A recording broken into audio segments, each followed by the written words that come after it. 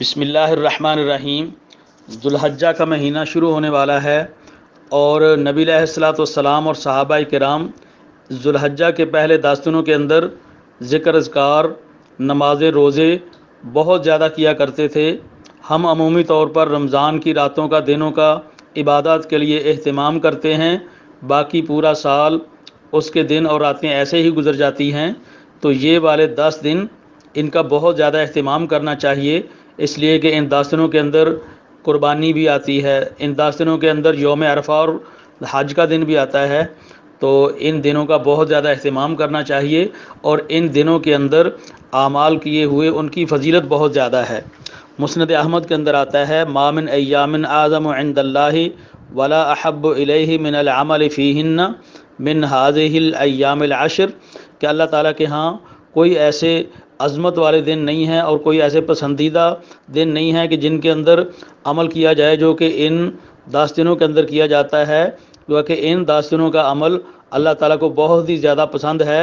فَأَكْثِرُوا فِيهِنَّ مِنَ التَّهْلِيلِ وَالتَّكْبِيرِ وَالتَّحْمِيدِ، تو ان 10 دنوں کے اندر بہت زیادہ لا الہ الا اللہ پڑھا کرو، بہت زیادہ اللہ اکبر پڑھا کرو، بہت زیادہ اللہ تعالیٰ کی حمد بیان کیا کرو، الحمدللہ پڑھا کرو۔ تو یہ ذکر اذکار کے دن ہیں۔ مسند احمد کی اس روایت سے نبی علیہ الصلوۃ والسلام نے لا الہ الا اللہ، اللہ اکبر، الحمدللہ، ان باتوں کا تذکرہ فرمایا کہ یہ اذکار بہت زیادہ کثرت کے ساتھ کرنے چاہیے۔ اور صحیح بخاری کتاب العیدین میں باب فضل العمل فی ایام التشریق، اس کے اندر امام بخاری رحمۃ اللہ علیہ حضرت عبداللہ ابن عباس رضی اللہ تعالیٰ عنہما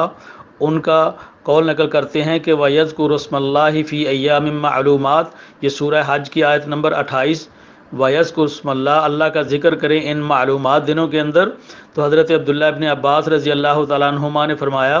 کہ ان ایام معلومات سے مراد ایام العشر، یہ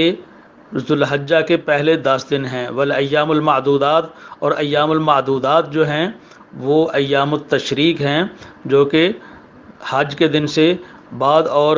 قربانی کے دن سے بعد والے ایام شروع ہوتے ہیں، ایام تشریق۔ تو ان کے اندر بہت زیادہ اللہ تعالیٰ کی عبادت ہونی چاہیے۔ اور امام بخاری رحمۃ اللہ علیہ اسی باب کے تحت لکھتے ہیں وکان ابن عمر و ابو ہریرہ یخرجان الی السوق فی ایام العشر، حضرت ابو ہریرہ رضی اللہ تعالیٰ عنہ اور حضرت عبداللہ ابن عمر رضی اللہ تعالیٰ عنہما بازار میں نکل جاتے ان 10 دنوں کے اندر، یکبران، بہت زیادہ تکبیریں کہتے، وَيُكَبِّرُ النَّاسُ بِتَكْبِيرِهِمَا، اور لوگ بھی ان کی تکبیروں کے ساتھ تکبیریں زیادہ کہا کرتے تھے۔ وَكَبَّرَ محمد ابن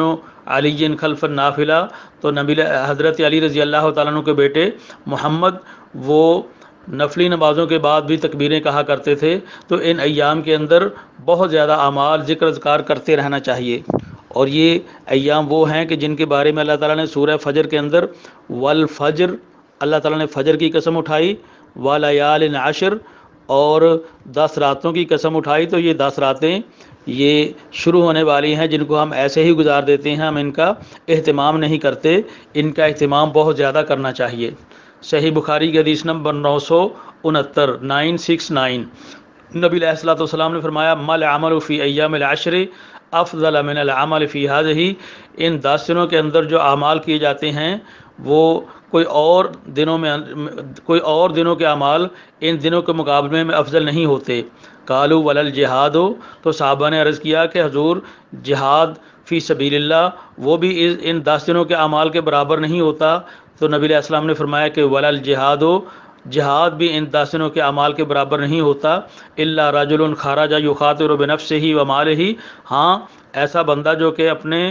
جان کے ساتھ، اپنے نفس کے ساتھ نکلتا ہے اور اپنے مال کے ساتھ نکلتا ہے، فلم یرجع بشیء، اور دونوں میں سے کوئی بھی چیز واپس نہیں لاتا، یعنی کہ وہ اپنی جان بھی اللہ کے راستے میں قربان کر دیتا ہے اور اپنا مال بھی اللہ کے راستے میں قربان کر دیتا ہے، وہ افضل ہے باقی جہاد فی سبیل اللہ اور باقی دنوں کے ایام کے اعمال، وہ ان ایام کی نسبت ان کا عمل زیادہ ہے اور ان کے اندر فضیلت زیادہ ہے۔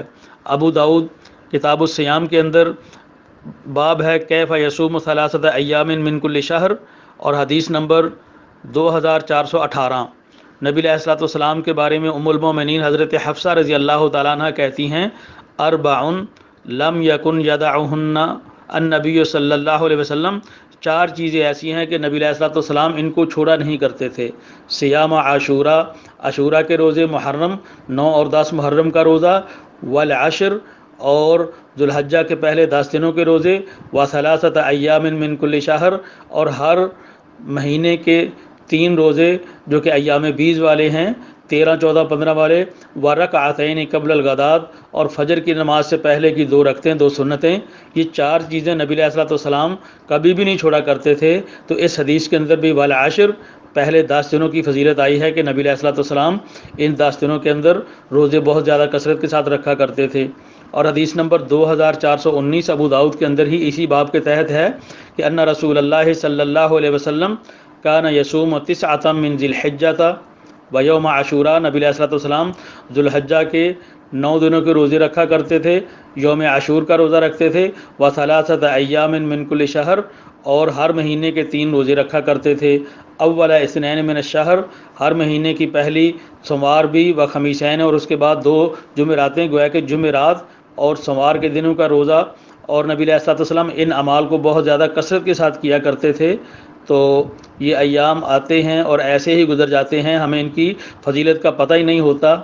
حتیٰ کہ یہ تو ایام وہ ہیں جن کے بارے میں اللہ تعالیٰ قرآن مجید کے اندر قسمیں اٹھا رہے ہیں کہ والفجر ولیال عشر، اور نبی علیہ الصلوۃ والسلام نے اتنی زیادہ فضیلت بتائی کہ ان ایام کے اندر زیادہ سے زیادہ نمازیں پڑھو، زیادہ سے زیادہ روزے رکھو، صدقات و خیرات کرو اور زیادہ سے زیادہ اللہ تعالیٰ کا ذکر اذکار کریں۔ اللہ تعالیٰ سے دعا ہے کہ اللہ تعالیٰ ہمیں عمل کی توفیق عطا فرمائے، اور اللہ تعالیٰ ان 10 دن شروع ہونے والے ان کے